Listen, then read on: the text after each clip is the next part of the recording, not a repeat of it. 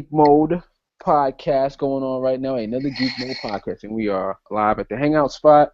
Uh, right now, of course, this is me, Marty Marr. Martel Berry, aka Marty Marr. I have DA, our fellow Yo, what's admin in the good, people? building, What's good? aka Hemdall.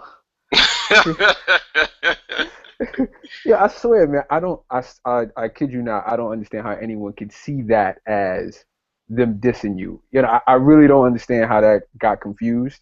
I Yo, mean, if you're not reading the meme, but anybody who wants to know what we're talking about now on Geek Mode Group, uh, a member created a meme, a nice little funny meme about our man DA here when it comes to his admin skills and taking care of the trolls in the group.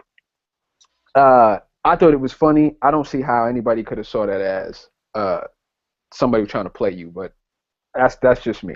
I mean, if you're reading, you yeah, know, it's cool. I didn't get it at first because I didn't realize that was Asgard in Heimdall, and then I was like, oh, okay, I get it. That's funny because I right, was like, I see you, I see you. right. So Oh man. But anyway, since it's just us two, we're pretty much gonna just freestyle this podcast. So, we're just gonna be nice and easy, not too organized, but a little organized where we're not going too off the rails. But this one podcast is gonna be about our Justice League Throne of Atlantis review.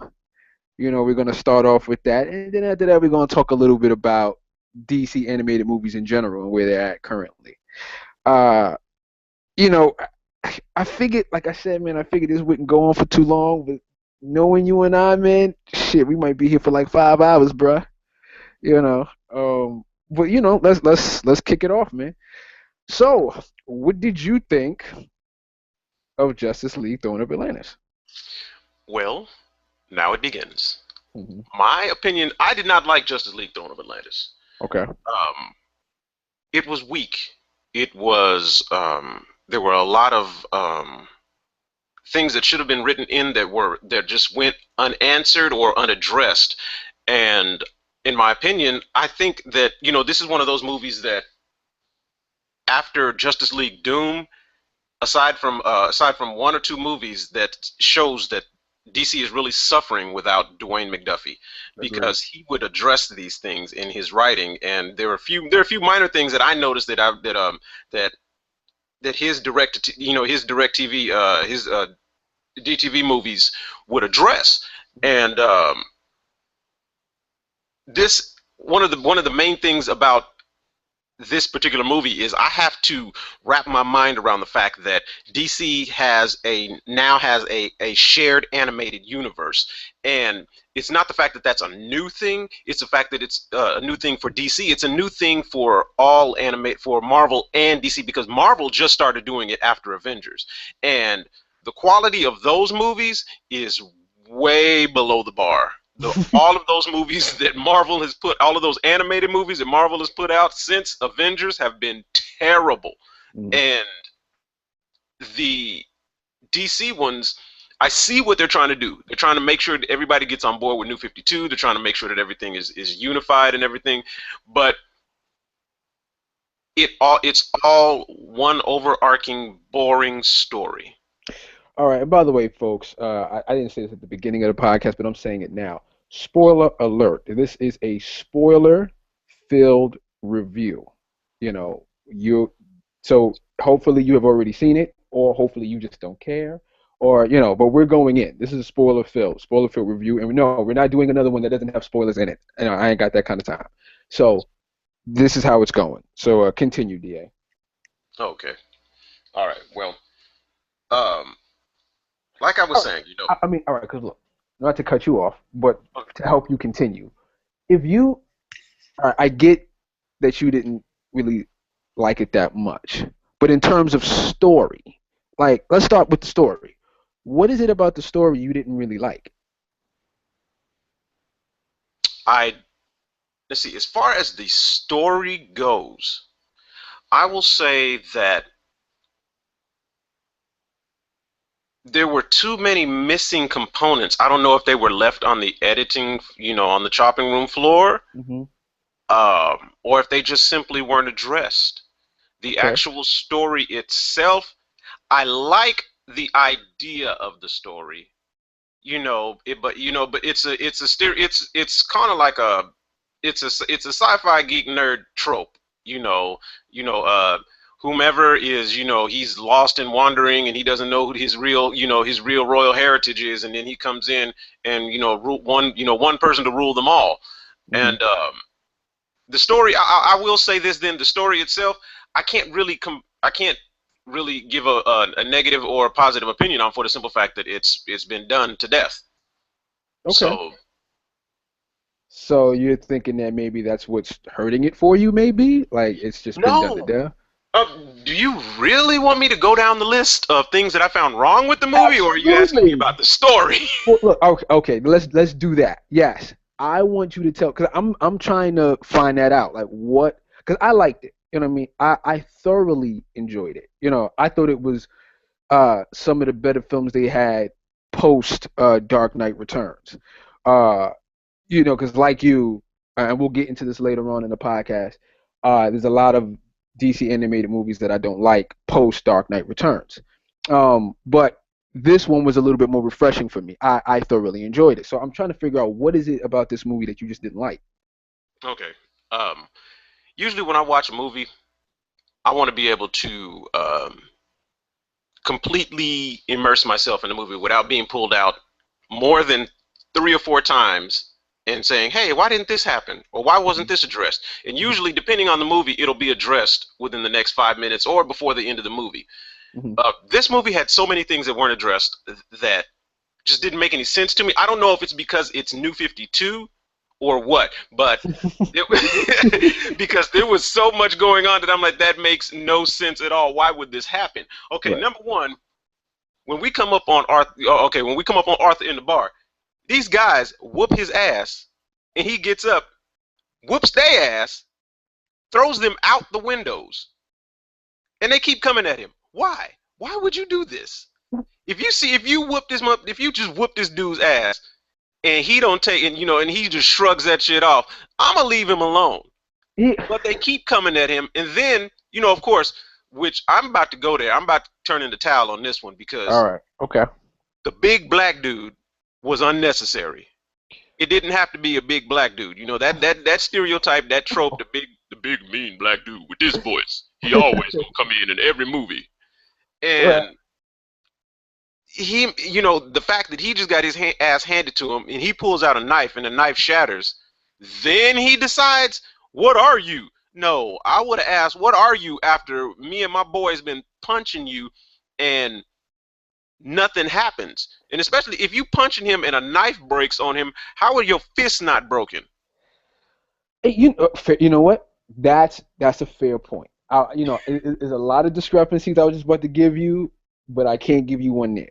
Okay. That is a very, very fair point. I disagree with a lot of what you said though, in terms of uh kicking his ass, and no one, yeah, I mean, like he fights back in how come they haven't wised up yet? I think that's a trope within itself. That's what bad guys or henchmen do. Like, people be fighting, you know, the good guy fights all the people, and instead of quitting, they keep fighting until the good guy takes everybody out. So that's you see that in '80s films, especially you see it in action films to I this got day. you. I got you. So that doesn't bug me out. They're Um, like the old black and white Supermans. They shoot at Superman until they run out of bullets, and then they and then throw they the throw the gun at him. gun at him. Right. You just kind of like really but you just go, hey, whatever, fun. You just go with Okay. it. The knife breaking. Um, I actually I actually like that in terms of what he said when he said I've wondered about that. So Arthur, when we say he, we're talking about Arthur Curry. So when Aquaman says, I wondered about that, that means he's been going through things his entire life since he was a Right. kid. So he knows that there's something up with him. He knows that he has maybe like an elevated strength level. He can do this. He could probably, do X variable of things. So the knife breaking was a way of showing that. Now, granted, it still is a mistake or a hole in terms of what you just brought up, continuity wise. If we're Yeah. punching on you and we're able to hurt you, then we're able to stab you. How come if the knife is able to break, then how come our hands aren't at least hurting? to that degree. Because I don't think that their hands would have broken per se, but they should have at least been like, yo, he's kind of tough or whatever the case may be. So I feel you on that. But what else? I mean, that's still not enough to tell me that this movie's Okay. terrible. Well, I got a list because I wrote these mugs down. Right. I'm So waiting. I got a pretty long list. Okay. All Okay. right. Number one, I don't like the overall theme here is DA hates New 52. So Right. we go you're gonna hear that a lot with me. You're gonna hear that a lot with me. Okay. Right. I don't like this version of Hal Jordan. I don't like he's a dick. He's misogynistic. What they did is like I said, in the other podcast, it's like we're gonna take that failed Green Lantern Hal Jordan and we're gonna put him in the comics. We're gonna put him in every animated movie, and you're going to like him, Okay. even though this movie was awful. Mm-hmm. And so Hal Jordan was, we've all known Hal Jordan to be one of the most noble characters out of all of, even though he had that little incident. Mm-hmm. And, he was The one of little the parallax incident you talking about? Talking about the parallax incident? Is yeah. that what you're I talking mean, about? he just wiped out a few people and planets. Correct. Correct. But no, Uh-huh. Hal Jordan, like the scene with him and Batman. He comes along and he doesn't make a bubble to just lift the car off the street and just trap the guys. He Mm-hmm. creates a racetrack and then crashes the guys. Yeah. Who does that? You know what I mean? Like who? Why would you do that? I mean, I understand wanting to grandstand and make a spectacle, and everything, Mm-hmm. but that doesn't make any sense. And like he was like, hey, look, he's wanting to catch Batman's attention, so I would have been like, look, here, I caught him. Right. What else do you want? You need to come to this meeting. Um, would you have any rebuttals to that one?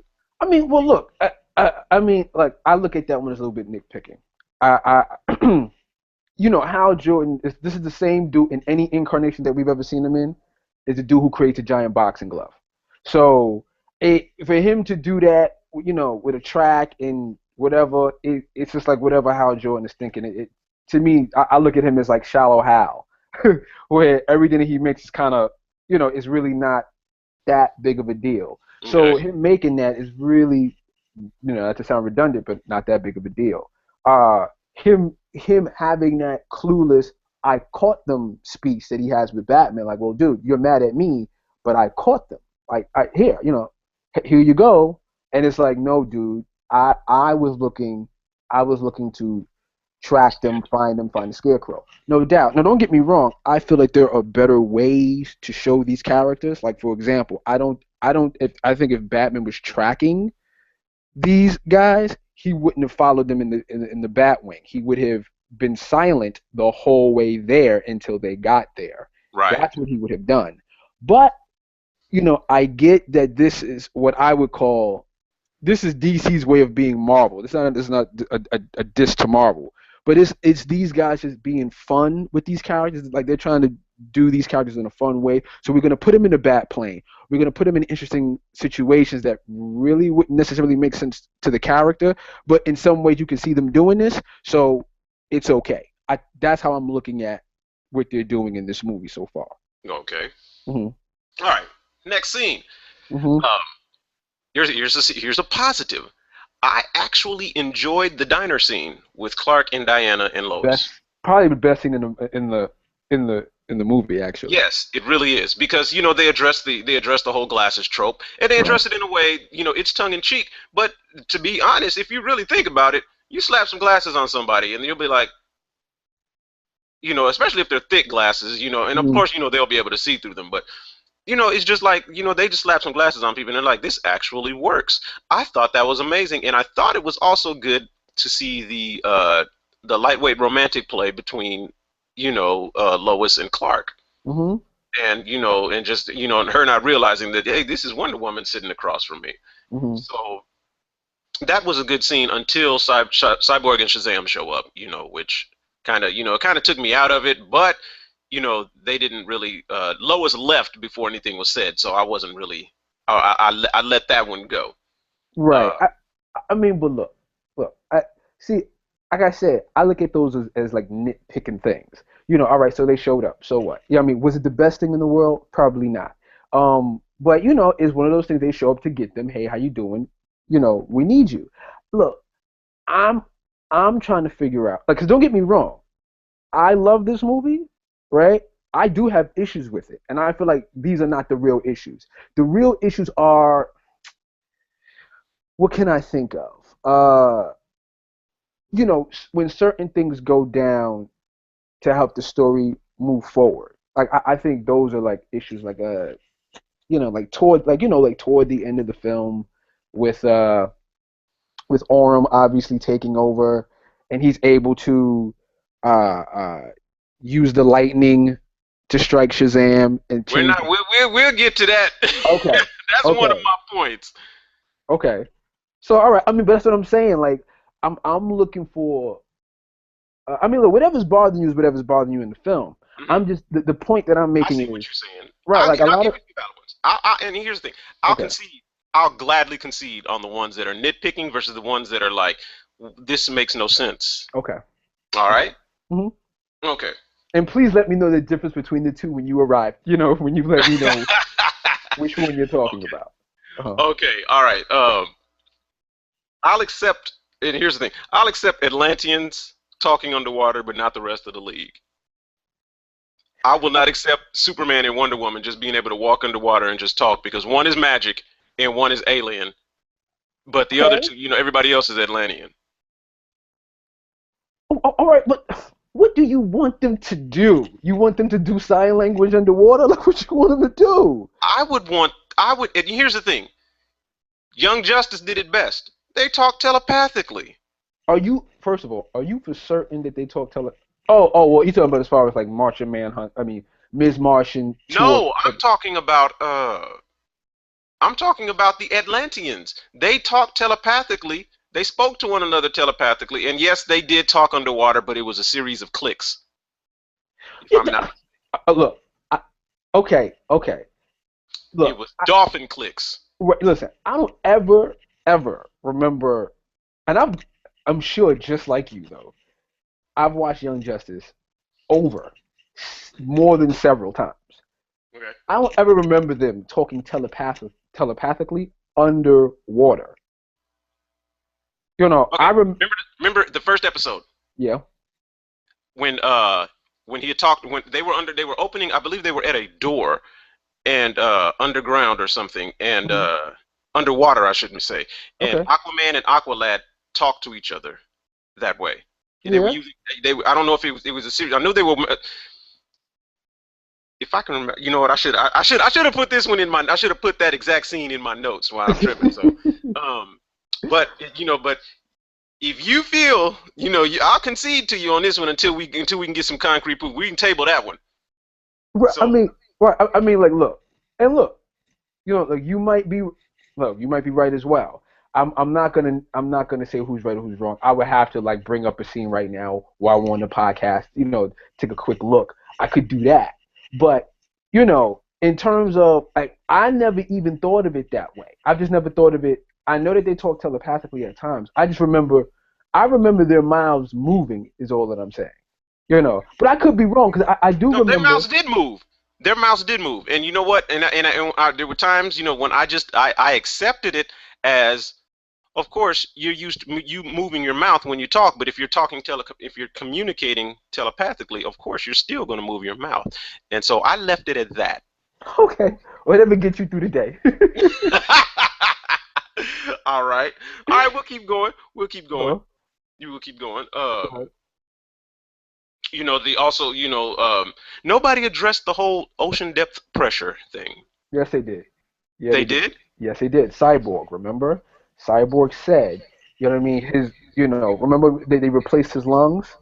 And remember when he went underwater to the submarine and he said, I'm glad that they replaced my lung because it would have been no way I could have done this without an artificial lung. Remember? I'm talking about Batman, Flash, having like underwater with no cost, and just their regular costume and a breathing apparatus. Okay, that's it. Well, all right. One that's at the end of the film. And yes, I will concede. By that time, they started getting a little stupid toward the end, and we'll get into that. We'll get into Okay. that when you're done. All right. But go ahead. Um, But all right, but yes, I concede to that. Yes, Batman, Flash, when they were underwater, which was toward the end. Yes, it's like, well, how are you guys? dealing with that pressure. But go ahead. All right, and back to the whole knife breaking thing on Arthur. How does he Mhm. shave? Well, I always looked at it like probably his hair's not as tough as his skin. This is what And I'm saying. that's a nitpick. That's a nitpick. I should have Okay, told you that's a nitpick, but okay, I let that one go because, okay. like you said, his hairs probably aren't as tough.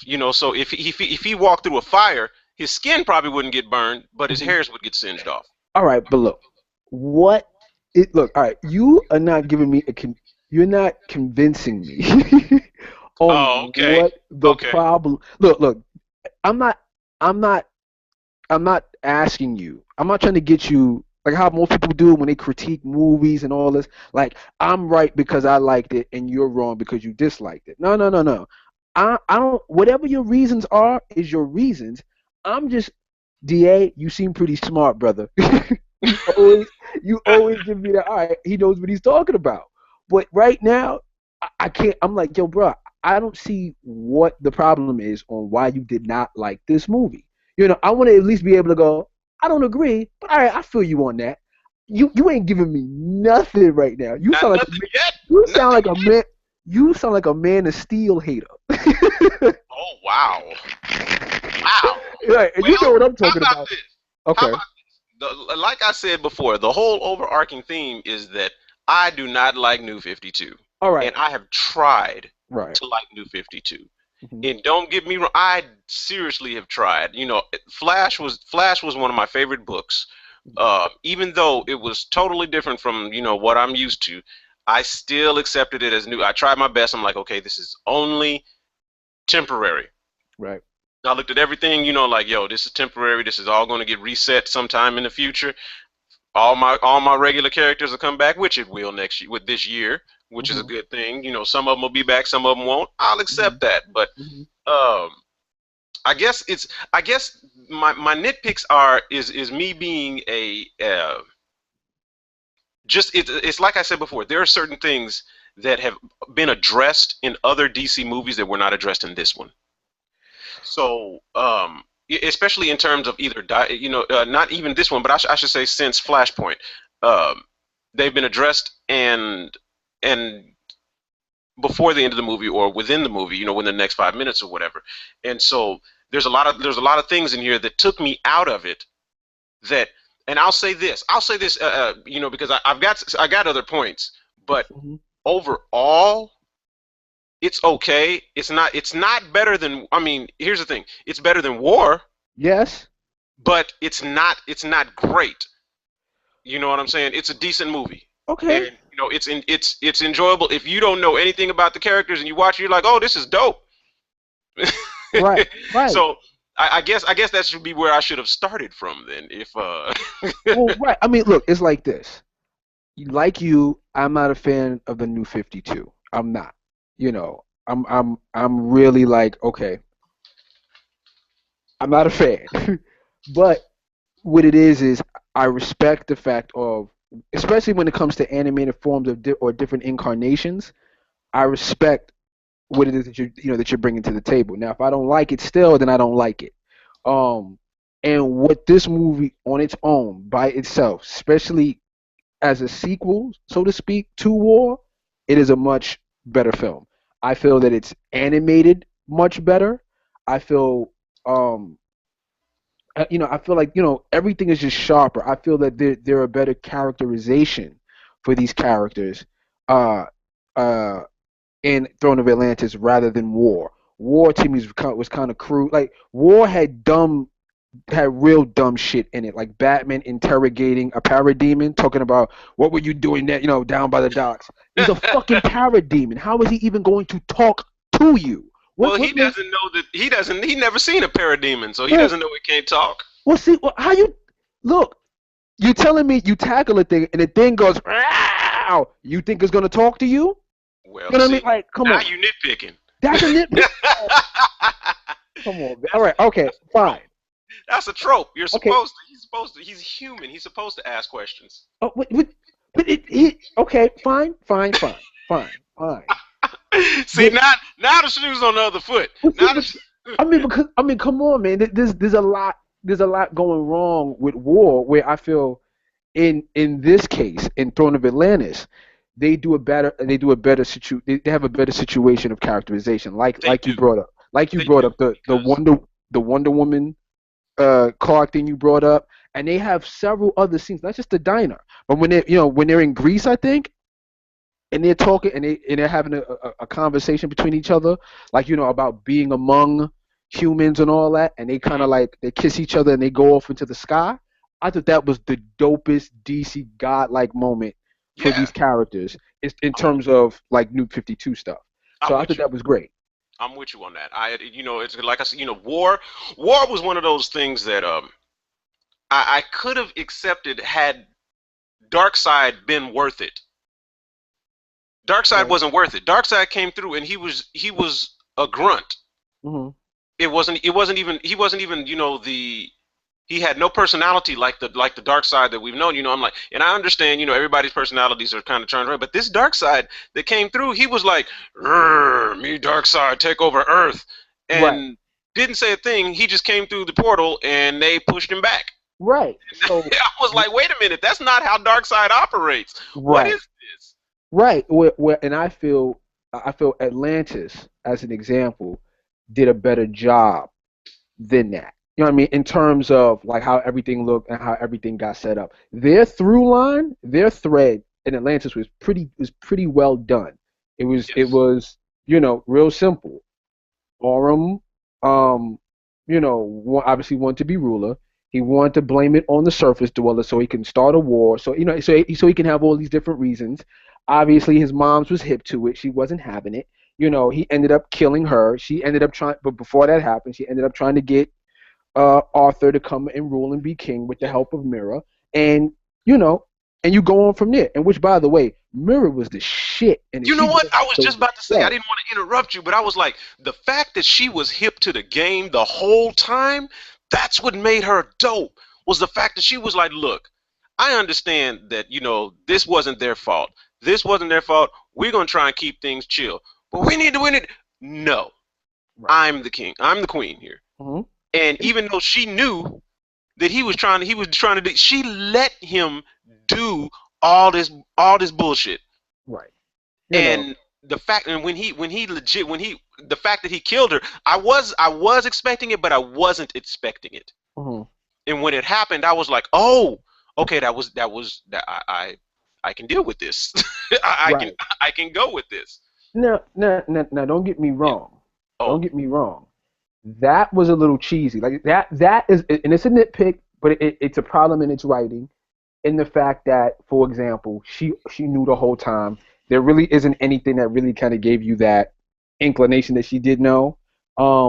Of course, when she says like, this with tyranny or this betrayal has come to an end, why would you turn your back on your son? Like, things like right. that is pretty stupid. Like that's the cliche stuff that, it is what it is. But I let that go. I suspend my disbelief on all of that because I already know what it is that I'm getting Yeah. from this new 52, these new animated joints. Now, I won't put this high on my list, but it's one Right. of those things where as it stands, yo, it's really good, man. Like Mira, man, like first of all, her animation style, how brolic she was, like her legs, and I was like, Yeah. Jesus, let me feel.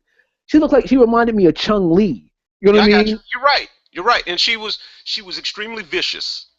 And Right, if you notice, all throughout she's the only person who's murking people. She's slicing the shit out of people. right, Everybody else is punching, throwing, whatever, and she's like, fuck this, I'm going to kill you.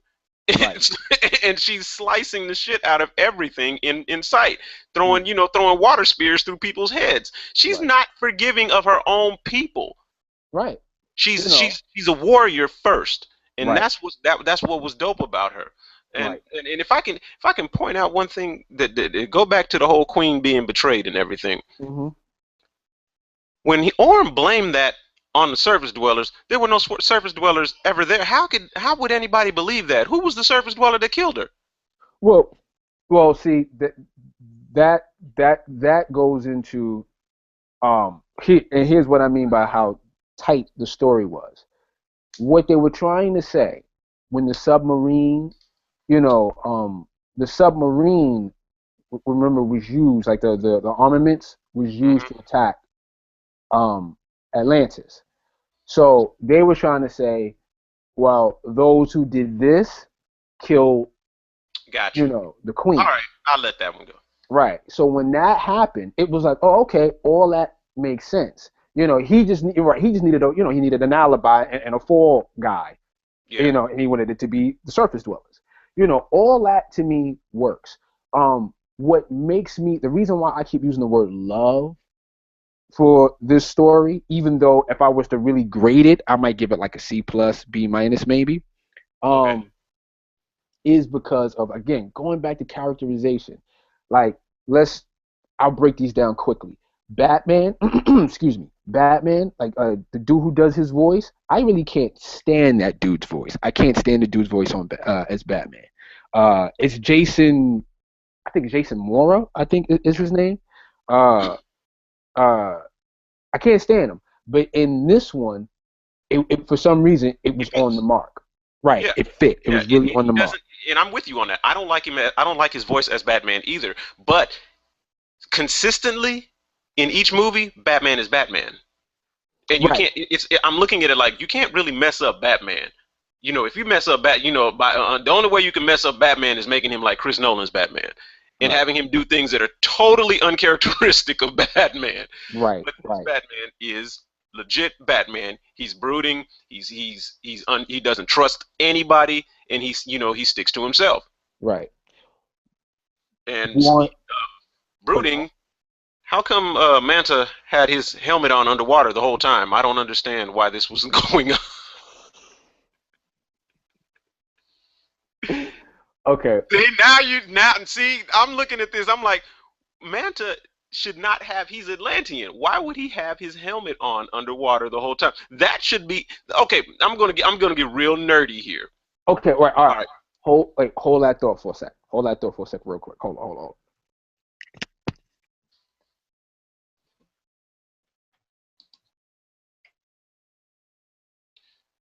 Doobie doobie doo.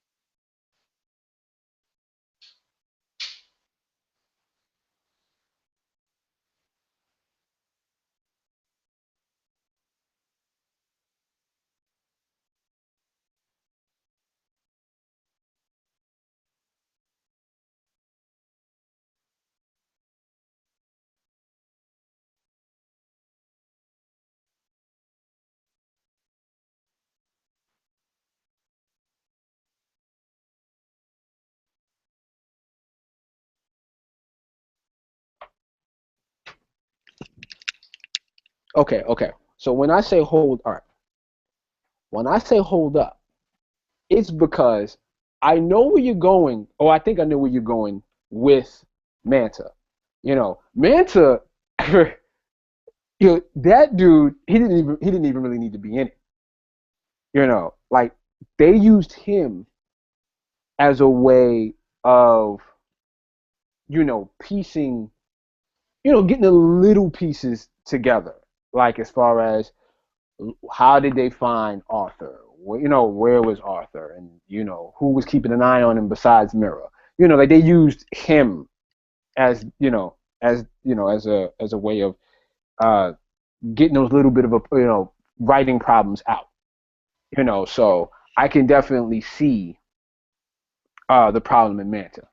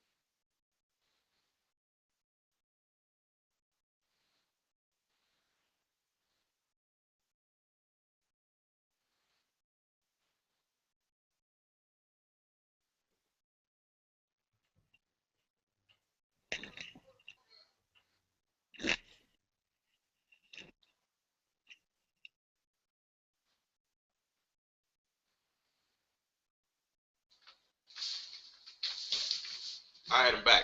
Okay, so it's like this.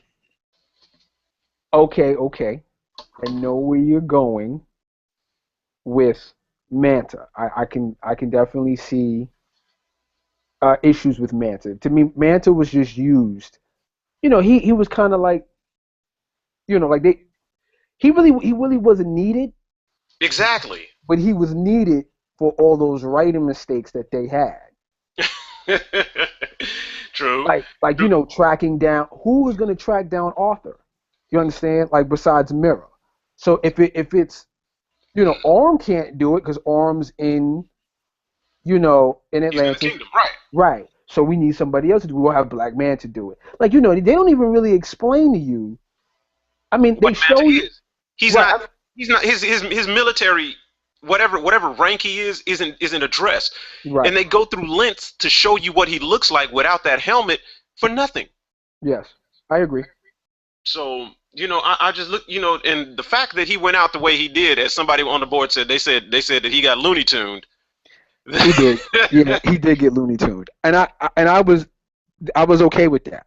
Like that was what, like Monologue. rare. It was like that's like 80s, 90s stuff. Remember that movie? You know what the first thing I thought of when that happened? Remember that movie Deep Blue Sea? You ever saw that? Yeah, Yeah, it reminded me of that when Samuel got grabbed by the shark and pulled under the water. It yeah, reminded me of that, exactly. and I thought it was funny then, and I thought it was funny now.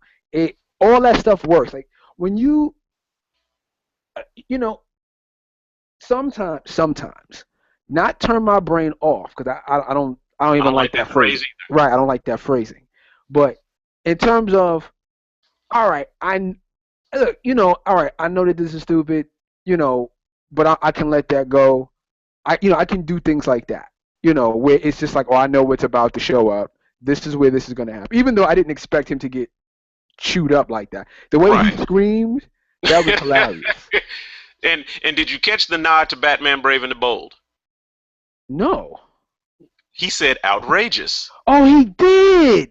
Yeah. Oh, shoot. When he said that, I was like, okay, that's a dope nod. Right. Cool points for them. That's a cool point. I didn't even. Yeah. It didn't even dawn on me. Yeah. Yeah. See, Yes. but see, I think what you just brought up, you know, that I keep redundantly, I think, trying to slam home. It goes back to characterization. Like that is why I enjoyed it so much. You know, like it.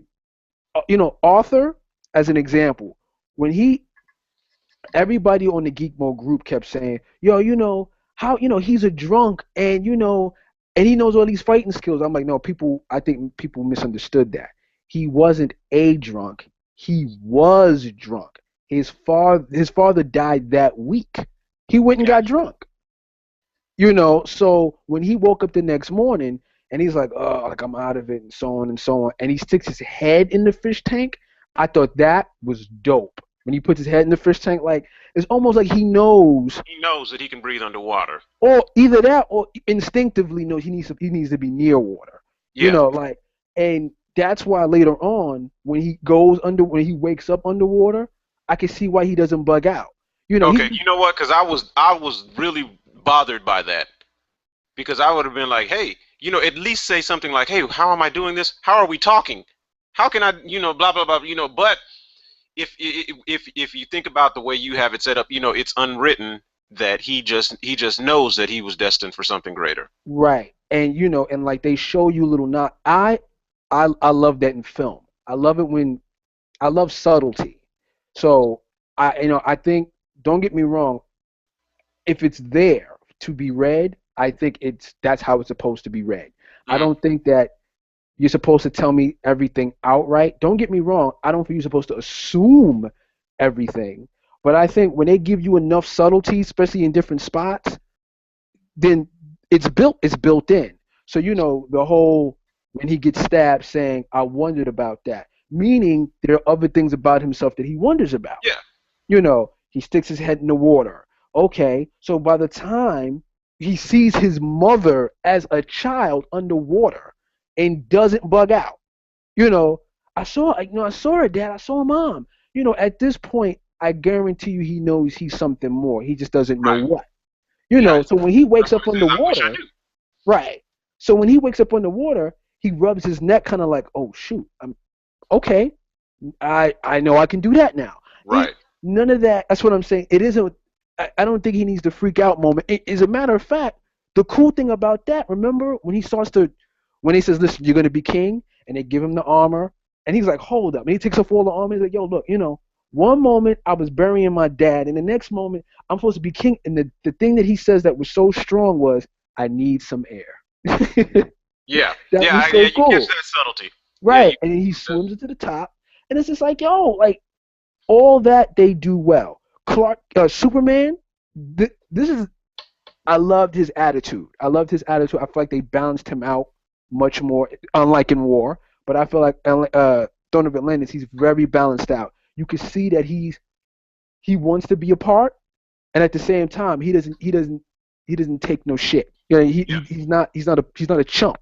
You know, This isn't Boy Scout Clark. This is leave me alone. I will mess. I'll fuck you up, Clark. somewhat. I think again, I think there's a duality there that they show. They show you that he wants to be a part of. Whether it be Yeah. with you know um Wonder Woman, whether it be with just how he converses with everyone. Yeah, he doesn't. Um, He doesn't automatically assume that he is because it's unspoken in the pre New 52 that he just assumes that he's like that he's accepted among everybody. But this one, he truly feels alienated. right. So the fact that he is that way, but again, he doesn't take no shit. That's what I like about him. When Batman is like, come on, me and Superman will go and investigate, and the first thing he said was, "Who put him in charge?" Right. You know, I like that. I like that. Or even when Batman says to him when they are doing their investigation, and he says, "Don't Don't touch anything. touch anything." And the first thing he does is, man, like he basically go, "Man, shut up." That's what I'm saying. Right. He's like, "Look, I don't even hear you. This is what I did." And you see Batman's expression when he does it. Right. Like, oh, okay. It's like, yeah, dude. Like, there's a lot of incarnations with Batman to Superman, where sometimes I feel Batman with a lot because they use Batman because he's Batman. They Yeah. kind of overplay him, where he talks to certain people, where I'll be like, dog, Superman will chop you in the throat. You know what I mean? Right. You won't have a throat. So, like, you know, you're doing. I understand you're trying to show how much of a badass Batman is, but at the cost of showing how whack your other characters are. You can't do that. There's a way you have to balance that out, and I think Throne of Atlantis did a very good job of balancing that out. Cool. Superman is very strong. I love his presentation. I love how he uses his power. He seems incredibly strong. You Yeah. know, and sometimes they get lost. And don't get me wrong, they messed up a few times. When he gets put in that crystal thing that they all get caught into Yeah. for some reason. Like all that is You know what I chalk that up to? Magic. yeah, I just left that. I was like, okay, that's got to be magic. That's the only reason why he's, not able to, just break free of it. And I got. I wanted to. I wanted to address something that you. I don't know if you caught this or not, but okay. maybe it's just me overthinking. Hmm. Okay. Remember they said that only royalty could touch the staff. Yeah. Diana was able to hold it. Yeah, but she was hurt by it. She was hurt by it, but she was still able to hold it because she's still royalty. Okay, I mean that's an interesting way of thinking of it. I didn't look at it that way. I looked at it as them being speaking figuratively in a sense, like Oh, you mean uh, only Atlantean royalty? well, no, I thought they meant when they said no one can touch it. I I thought they meant if Oh, you want. I got you. I didn't think they meant that literally. I think they meant that figuratively. Like you can hold it, but this will be the price you pay for holding it. You know. Um. Um. I didn't look at that as a literal thing. Like no one can wield it. Like by stating only Atlanteans can wield it doesn't mean that you can't hold it. You just can't use it. Can't use the You power know. of it. It would be Right. like the Sword of Omens. It doesn't work for somebody that's or Right. the Matrix. It won't Right. open for a Decepticon. Right. Like you can hold it, but it won't do anything for you. Yeah. So that's kind of how I looked And at that. speaking of that staff, Yeah. we're gonna talk about this the final part of this movie that's the most bullshit of this Wait. All entire. right. Hold on. Not yet. I, No. no, Okay. not yet. I want to talk about the other dope parts. I mean, we don't even have to talk about the specific segments. There's one thing that I want to talk about. Is the way the fight scenes came off. That scene where Aquaman is fighting on the island, right? Okay. I kid you not. I'm wondering if they used rotoscope to do that Yeah, fight it, scene. it did look like I was thinking that when I rewatched it before taking these notes, that was the first thing I thought of because it looked like a lot of it was done with rotoscope because I'm like this moves too human. Right. And it looked very good. And I'm just like, yo, those are some badass moves that your boy is throwing on these dudes. You know? And of course, Mira using those, her The Atlantean waterbending. powers. Right. All right. Yes, she was the waterbender. Yes, she definitely was the waterbender. But she looked cool doing it, especially when she was using it to cut people's heads off and crap Yes. like that. Nice and clean, man. Like, eh, all that came out real dope. That's what I'm saying. Most of the fight scenes looked really good. Except for now we can talk about the ending. You know, the here is where my problems come in with Throne of Atlantis. I'll lead into the staff, or I'll get to the staff in a moment. But okay, well, as a matter of fact, it starts with the staff. You use the staff to create this huge tidal wave, right? Yeah. Huge. A tidal wave where you're thinking like, oh, this is going to take out the entire city. And you don't take out the city. Well, that's one. But two, you part the water and show your little ass army. So that's what you Right. use to invade the surface dwellers with this little ass army? Are you serious? You Like, know, it's like he was like, okay, we're just going to take this city. right? That's what it came across as. Right. Matter of fact, we're just gonna take this beach. Right. We're just gonna take this part of the beach right here. You know. You would I, think that you know the surface dwellers can't deal with water. Wipe right. them out with the water first, and then on Right. top of that, either you can do one of two things: you can wipe them out with the water and then decimate what's left, or you can wipe them out with the water and decimate them while underwater. Right. Right. Right. I mean, which right. Like, duh. That's Yeah, what I because like thought they that were tidal going to wave was a do. mile high. Right. Now, and you would think Atlanteans would prefer to be in water. So Exactly. why would you not create a disadvantage for your enemy? But again, that's where the problems start. You know, of course I let it go, but of course there was points off. I took points off for that. Okay. Um all right. Now mind you, Flash, Batman, uh and Shazam is on the surface. Shazam is still another useless character. He's more annoying to me than Jordan. You know, He, at least they got Nate Fillion back yeah. to do the voice for This is Hal. lightning punch guy. He's not Shazam that we've grown up. He's not Captain Marvel that we've grown up on. He's Right, not the Captain Marvel that we know that would call on the wisdom of Solomon or whatever to do what he right, needs to do. This is literally 12-year-old boy. This is 12-year-old boy from 2000s from the that's hey, I'm in this giant body. I'm just going to stay in this giant body all the time, which right. is kind of weird, Mhm. but I mean, think about it. I mean, if you were 12 and you could turn into a grown man with superpowers, you'd stay in that body all the time too. Well, look, it's like this. I guess my issue with that is, well, one being the reason why you're making him Lightning Guy is because you're afraid he's going to overshadow Superman. I True. guarantee you that. You know. Now, Superman is. I like Superman more than I like Captain Marvel. However, I also know the powers of Captain Marvel. I know the history behind that character.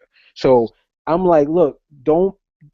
I understand you're trying to give him a different presentation from Superman, but you don't. Come on, you ain't got to lowball this dude, man, making him Right. lightning guy. First of all, you know, Captain Marvel didn't really throw lightning. I don't mind you giving him that power now, where he kind of throws it more so now. I'm cool Hmm. with that. But make this is the Justice League. Make it something. You know, that lightning needs to look like something. But like I said, I think this new 52 version is DC's animated version of Marvel Cinematic Universe. That's what I think. Depowered. Make it Right, believable. Yeah, you're right. right. And you just hit the nail on. Man, I was just thinking about that the other day, actually. Mm, How the Marvel Cinematic Universe is depowered because you have a character like Thor going up against the Hulk, who is not depowered. mm-hmm, And they made sure that Hulk is the strongest one there is, but he's always been the strongest one there is, mm-hmm, even with Thor on pure God mode. mm-hmm. I'm with you on that. And let's go ahead and let's talk about that staff. Let's talk Right. about that staff. Yeah, let's talk about the staff. You started off because you've been dying to talk about this damn staff. So go ahead. Well, uh, I just want to say that I want to call utter bullshit Okay. that Orm can call down lightning and changed Captain Marvel back into Billy Batson. That is the most bullshit ass thing I've ever seen, and I will never forgive DC for that shit. All right. I agree with you. I even as a standalone story in Justice League Dawn of Atlantis, you just let me know that if there's magic involved and he gets hit by lightning, he will transform back into Billy Batson. You know, that's basically what you told me. You know, Right. so that is a problem. Like, you know, I thought that was equally as stupid. That was a way of getting Shazam out the game because if you utilize him the way you're supposed to, if you put Superman and Shazam in the middle of that army again, they wiped them out clean. Right. You know, so you got him out of the game so you wouldn't have to deal with that. Another thing is, when the hell, what was it that Orm was doing with that staff that made him so unbeatable against the seven of them? I don't understand. What was it that he was doing with that staff? Because I was like, yo, like all he's doing is shooting electric shit and stabbing you and fighting you with it. You understand what I'm saying? Yeah. Like, first of all, there's a fight scene between Arm and Aquaman, you know, that looked really bad. It looked real bad. They must have blew their money on that rotoscope scene early in the film because there's a scene where Aquaman and Arm they're holding the staff and not holding the staff. Aquaman pulls the spear out of somebody's back and he's using that as a weapon. And the way they're clashing their weapons, it looks so bad. It looks like I don't know. It looks like if I was playing with toys and going psh, psh, psh, like, like slamming them together. It looked Right. bad. I was like, oh man, things like that. So I'm saying to myself, well, if you're able to do that, and he's got the trident in his hand, why are not just taking him out? Yeah, I mean, like so hard. Like Superman flies at him with his heat vision. Mm-hmm. And I'm not, and of course you can't, of course I'm looking at the, that I think about this, because if Superman just came in, he could just take it from him and, it'd be over with, or he could just fly behind him at super speed and kill him. You just look at it and you're like, why doesn't this just happen? And I get them making it, I get them taking out Superman and Shazam so that Aquaman can win. Because that's the main reason they did it, is so that Aquaman can actually win. Even though Batman once again saved the day, technically Batman saved the day. Taking out Superman and they play up that vulnerability to magic a lot in New 52, and I mean they do it a lot. Yeah. So, it's almost like you got to wonder why don't just a bunch of magicians just take out Superman. And but yeah, I'm with you. I'm with you on that whole staff thing. I'm like I'm not getting this. Right. And, because I think because what it is, I agree with you. I don't mind that they left it to Arthur, Aquaman to take out Orm. I have no issues with that. But I'm saying, what is it about this staff? This staff just rose a mile-high tidal wave. Why? That should have been what took out Superman or Captain Marvel, or you know what I mean? Like, showing like a huge, like, having these momentous battles. Like these battles don't look big enough. I'm gonna bring up a point, which something that I noticed that I don't know if anybody else noticed. How come Orm and Aquaman don't waterbend? Well, yeah. Well, look. Have you ever seen Aquaman do it? Never. No, I've always had that problem with Aquaman. That's why I never understood why the fuck is his name Aquaman. You don't do anything with water. You are just in it. That's got to be our strongest. That's got to be the most unifying thing ever. You have proteges. Everyone else in Atlantis, every warrior in Atlantis can make a weapon out of water. You cannot. I don't understand why this does not happen. Right. You just communicate with fish. And that's another thing I hated. Stop saying you talk to fish. It took us, 40 some odd years before we finally, for people to finally stop saying he talks to fish. You're going to bring that back and throw it in Atlantis. Oh, I talk to fish. And they listen. No. You don't talk to fish. You telepathically communicate with them to get them to do what you want them to do. With aquatic life. Say it. I can telepathically communicate with aquatic life. I can get them to sacrifice themselves for me. Right. They're not. You're not saying to them in their heads, "How you doing?" and they're responding back, "Fine." They're not doing that. You're basically telling them what to do. Right. That's it. So but again, his name is Aquaman. I guess that's why isn't underwater. Right? But what does your telepathic power have to do with the word aqua? Unless you're saying, well, I can communicate with things underwater, so that's why they call me. You know what I mean? Like, my whole point is, your name is Aqua.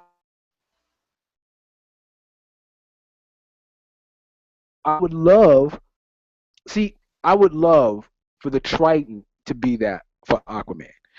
Aquaman basically, in a way, is Thor with the Triton. That's how I look at him. If you want to, if you really want to make him dope. So I feel Throne of Atlantis had that opportunity when they show you with the Triton, when they make that giant tidal wave, meaning this is what I can do with the Triton in water or with water. So this is what you should constantly be doing, and that will also that would increase the badassery of Aquaman. And instead, they had this basic bullshit, lame ass fight. That's it. You know. So yeah, again, I definitely take points off for that. Um, Again, there really isn't much to it thereafter that, obviously.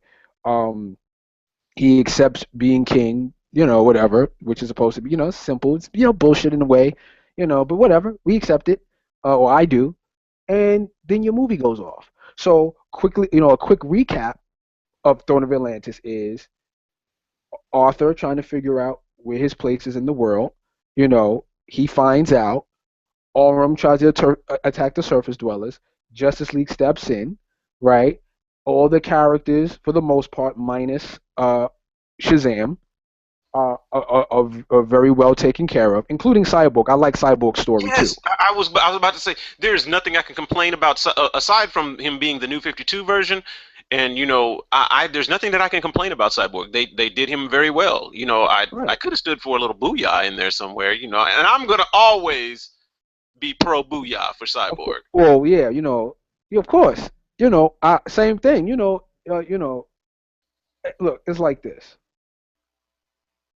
I'm Yeah, I don't see why anybody would have a problem with Booyah. I understand that it seems dated in a way, you know, but It was dated when it came out, when he first started doing it on Teen Titans. I mean, yeah, yeah, yeah, yeah. But look, man, R.I.P. to Stuart Scott, man. That dude, if you're into sports, you know that Yeah, yeah, sports announcer Stuart Scott. He basically brought that to many people's homes. Booyah. So for yes. me, it's like it's timeless now. It don't like it's like the word dope. Like I use the word dope all the time, but dope Oh, is of really course. what it's like an '80s term. I Yeah, mean, so there's just certain things to me that they don't really go away. Booyah is not fat. It's not the term fat. It's booyah. So if Cyborg is saying it, I'm with it. I look at booyah like the same way I look at Sweet Christmas. You well, I don't know. know about that. Well, look. We'll say that for another podcast. We'll Well, say we'll that for hit it for another the podcast. podcast. But Okay, but yeah. all right, all right. Since we pretty much covered, and I agree with you. It's basically a coming to term story, coming of age, Mhm, whatever, to the throne. mhm. Um, I want to address before we move on. I want to address this in credit scene, Uh, and uh, yeah, my thing is this. Now here's where I'm confused mhm. because this in credit scene we have, we go to Belle Reve Yeah. and Is it Bell You have Reeve or Bell Orm, Rep? Belle Reve, same thing, The tomato Bereave. tomato. Right, right, right. Um, we go to we have Orm in a cell Right. with water, Yeah. and he can't get out. I'm not understanding how this did they somehow remove his Atlantean powers, and if they did, how was he able to breathe? How is this last scene doesn't make now if they had him in a particular holding some kind of small chamber, like a some kind of very small chamber where he couldn't move at all or something, where he couldn't get around, or where there was he was in suspended animation or something, that would be different. But I'm not understanding how he couldn't break out of there with all that water. All right. Well, again, I don't think that he controls water. Same thing as Oh, I okay. think where he had the Strength, trident. his Atlantean strength, believe him, because he was able Well, to go toe to toe with Aquaman. well, look. I think he should have at least been able to break the glass. But you know what? It's so funny. That's not my issue. My issue is he is Atlantean. Why isn't he in prison in Atlantean prison. Atlanta? Right. Maybe he was. Did I Maybe just that's say the whole part. Atlanta? Did I Yeah. just say Atlanta? I mean No, no. Atlantic. It's like I said Atlanta for a second there. Why would he be in Why Atlanta? is Wait, it why would he be in Atlanta? the thing about it is that even though okay, maybe this is the whole thing where Orm has been excommunicated from Atlantis. And so now we're like, well, you just can't come back here, and we'll let the surface dwellers deal with you. That's your punishment. But that to me, that's stupid to me Oh yeah, because it is. It is, but it's a reason. Oh, right. Look, I feel the okay. It is a reason. I just think it's a stupid reason. If you're gonna look, you could be you have crimes against Atlantis. They are gonna want to string your fishy ass up. You Right, for killing understand? everybody. Right. So you got to come there. As a sign of goodwill to the surface dwellers. The surface dwellers should be able to be like, all right, well, we're gonna release into your custody.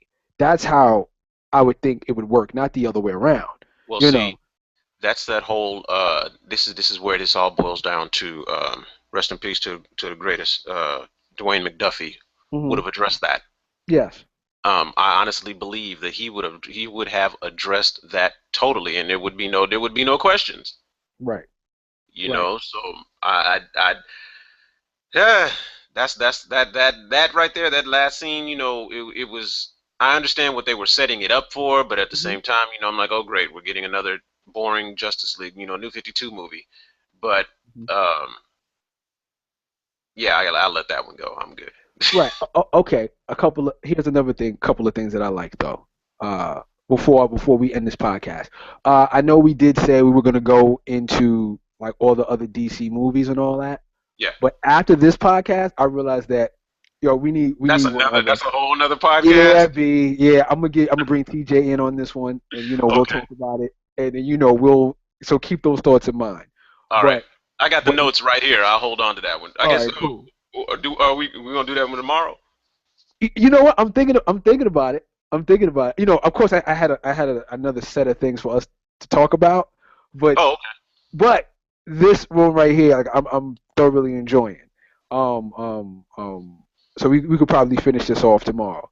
But in terms of other like little Easter egg things that I like. Uh, Somebody brought up I think in the group, and I agree. Cassie, is it Cassie? Uh, Wonder Girl. Uh-huh.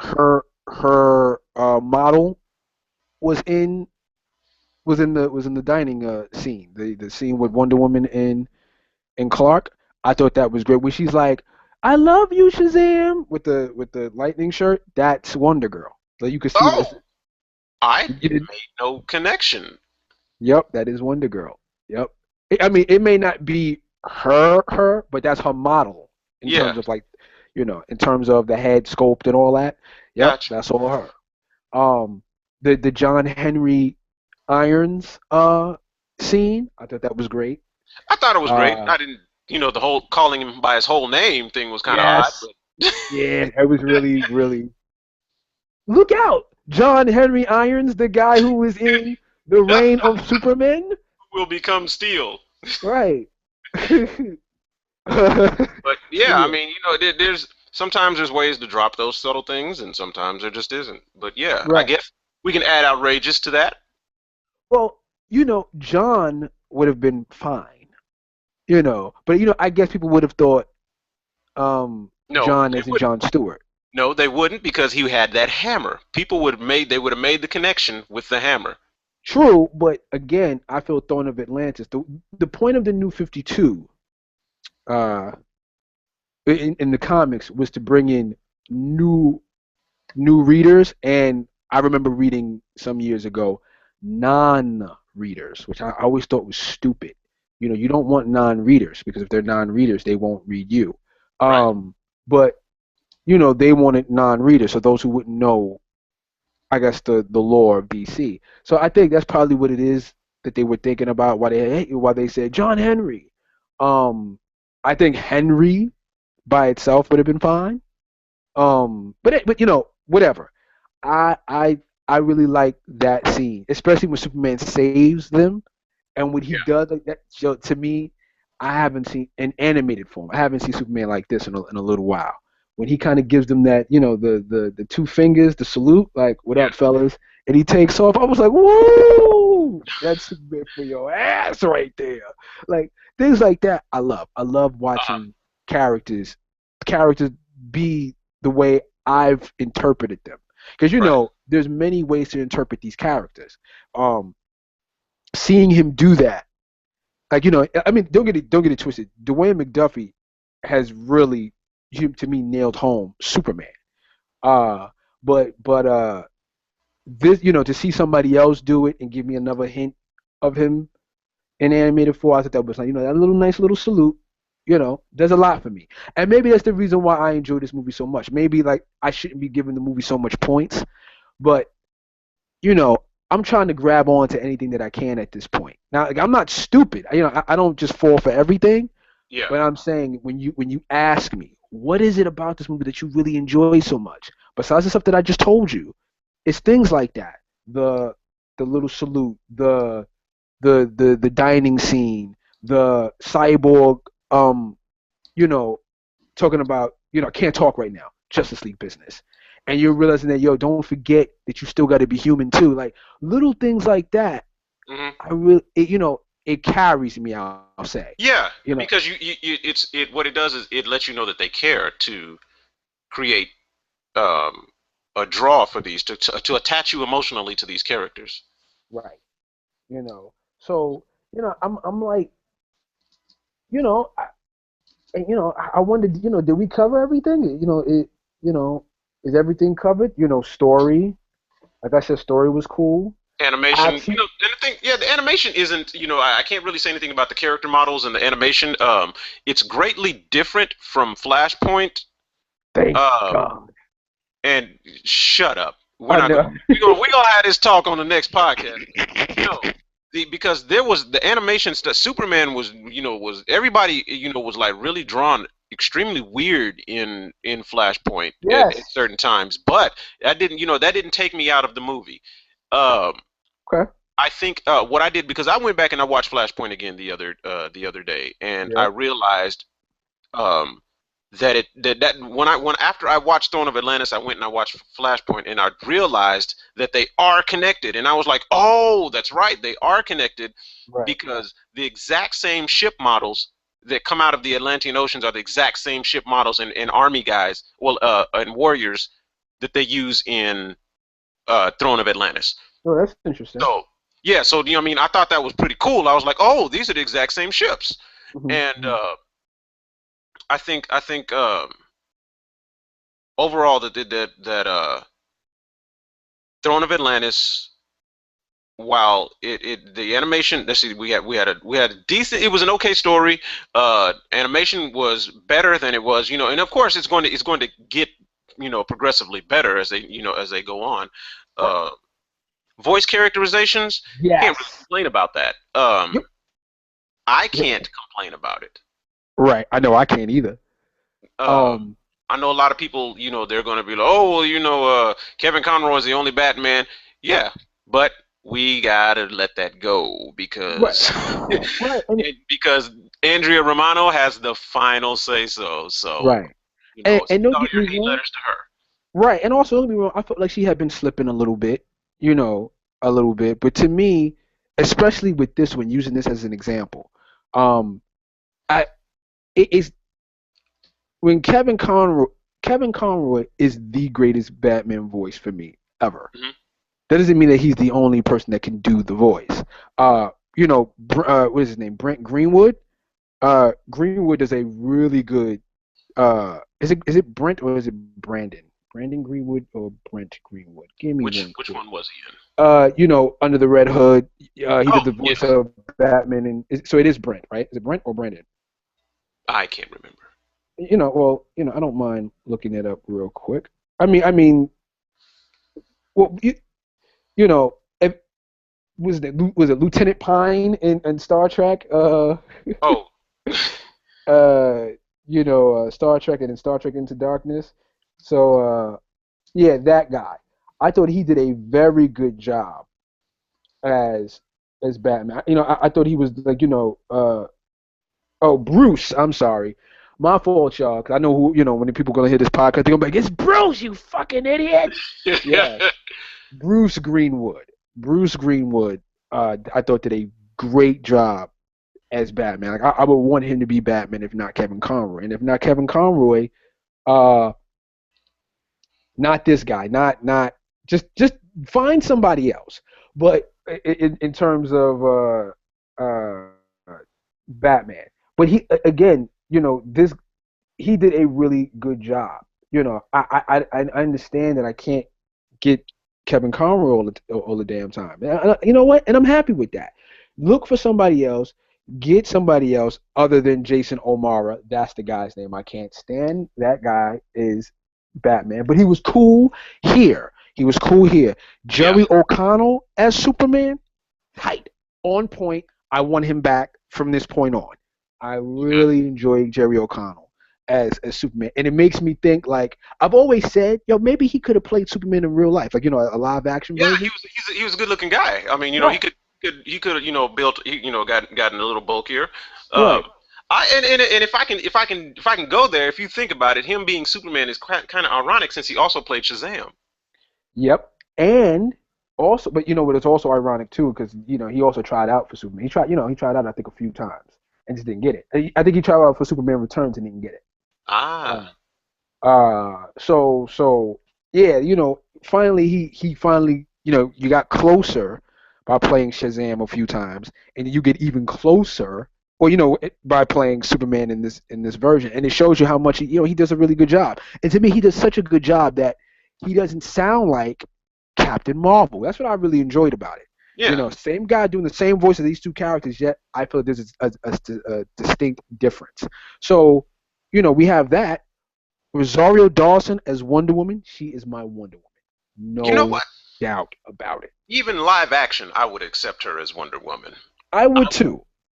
Because she has that it's that ambiguity Hmm. of racial ambiguity, and she could pass for Greek, she could pass for whatever. Well, I don't And see that. To me, she doesn't. Not for me. I look at her and go straight Latino. well, well, you 100%. know Every what I time I mean. look at her, As I know far what as you're saying. skin tone goes, Right. it would somewhat be acceptable. Um, I think that her Wonder Woman, Hmm. out of every character in these New 52 movies, she's probably been the most solid.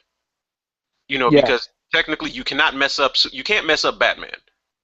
Wonder Woman, you could mess her up, but this New 52 Wonder Woman, this animated New 52 Wonder Woman, because this animated New 52 Wonder Woman is different from the comic book New 52 Wonder Woman. Okay. So I think that her characterization has been, you know, excellent even through Flashpoint, from Flashpoint to Justice League War to Mm-hmm. Throne of Atlantis. Mm-hmm. So I'm Yeah. with it. Right. She. You're right. She has been pretty tight. And with Rosario Dawson doing the voice, uh, I just think that it brings it over. What made me say, yo, she's it when Lois Lane, introduces herself. She said, "Hi, I'm Lois Lane," and she says, "Diana Prince." The way Diana says that, I was like, strong. It's just something Right. about it that made me go, "She's it." Yeah. Whoever's voicing her needs to be the voice of her every single time, which is Rosario Dawson. So yeah, man, like the Sean Patrick Thomas as Cyborg, I thought was great. Didn't even you could barely even notice a change between him and Shamar Moore. Exactly. You're right. And I think that also had lends the electronic reverb that they put on it. That also helps. But Right, he was just fine. right, He did a great job. I had nothing to complain about him. His emotional, his any fluctuations with his voice, just fine. right. I love the small bit. I love that they did give him some character depth, Hmm. and something that they didn't do with Shazam. Right, I mean, right. He is the weakest link out of like his voice. His the voice of Shazam doesn't bother me. It's his attitude and antics that bother me. That I can't take two characters like that for me. Like you have Nate Fillion as Hal yeah. Jordan, I was which just I didn't want to say because I know a lot of people that love that Green Lantern character, and I'm just like I'm just not feeling it. I'm the acting is selling it for me. I didn't like him in War, but and even though obviously he's still the same character, he still has that same feel because Nate Fillion knows how to deliver the line where he's Yes. not he's not coming up. All right, for example, you brought up Doesn't sound like he's reading. right, and you also brought up something that I kind of want to correct. I believe you said earlier in the podcast that Hal Jordan, you don't really like this one because he's misogynistic. He's not misogynistic. He's a womanizer. There You you go. know, Okay, so I'll his take that correction. right, so his him being a womanizer is really to the forefront.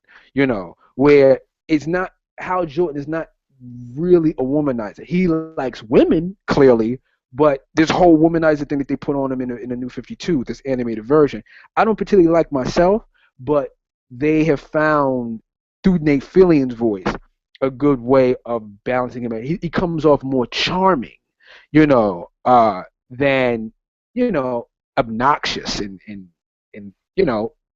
like Jersey Shore like. You understand what I'm saying? He's Yeah, not, yeah, yeah. he comes off, you know, smoother. So um with that character though, that character, Hal Jordan Green Lantern, seals that deal. Shazam, you can't have both these guys doing the same stick. Not to say that Shazam is a womanizer, no, but he's really, woo, clap it up, Jersey Shore, let's drink a beer. He's a loud character, and I'm like, yeah, man, I can't stand you. You're not doing anything. You got all these powers. You're just there. You're Yeah. basically there because Cyborg. You're that friend that tags along that we don't want coming around, but because this guy, you got to be here. That's basically what Shazam is right now. Got you. And I'm like, yo, get rid of him. I mean, well, really, I Don't take get that rid of back. him. Right, Fix him. fix him. You're 100% correct. Fix him. So it's I think once you see all the characters the way they are, I mean, it's perfect. I'm sorry, I spoke out of turn. Not perfect, but it's digestible, if that's a word. I can digest that. you know. Um. Uh. One other thing, another scene that I like that shows you uh the characterizations are on point when they're underwater. Excuse me, when they're doing that underwater scene, the hologram. Uh huh. Everybody has a moment to talk, and you see, Batman being a detective. You see Flash talking about, sound travels at such and such speed. Green Lantern talking about barrel rolls, and Wonder Woman talking about, that's Atlantean. Like everybody has a place on the team. You know, Yes. even Shazam saying, yeah, I got an idea. Why don't we talk to a certain scientist or whatever? It's kind of a Yeah. terrible idea. They gave everybody a reason for being there. Right. And it's like, look, do a better job of that. I can probably get behind your cohesive universe. I could probably get behind that. If y'all can fix that. Like this might be the new 52 version that I end up liking. Do you understand what I'm saying? Yeah. Like if you continue on that path, fix those little things that I don't particularly like, you can go from a C plus to at least a B. In my book. Right now, if I had to grade Throne of Atlantis, it's a strong C plus. If I had to say, do I like it or love it, I'll tell you I love it. Like I do love it. Like I've watched it. I've watched Throne of Atlantis maybe 4 times already. Okay. Because I get my animated fix. But is it high on my list in terms of other DC animated movies? Absolutely not. And I guess we can end the podcast there. Yeah. We can now you Doodles, everyone. Right. On our next podcast, I guess we'll talk about Throne of Atlantis and where it ranks up against all the other DC animated movies and where all the other DC animated movies are on our list, like our top 5 and things of that nature. We can get into that on another podcast. All So right. until then, folks, I'd like to thank DA for being the guest on here. Yo, It's yo. always a pleasure, brother. And to everyone else out there in the cyber web, peace, and we'll talk to you guys soon. See you on the next podcast. Peace out. GeekModeOnline.com, y'all.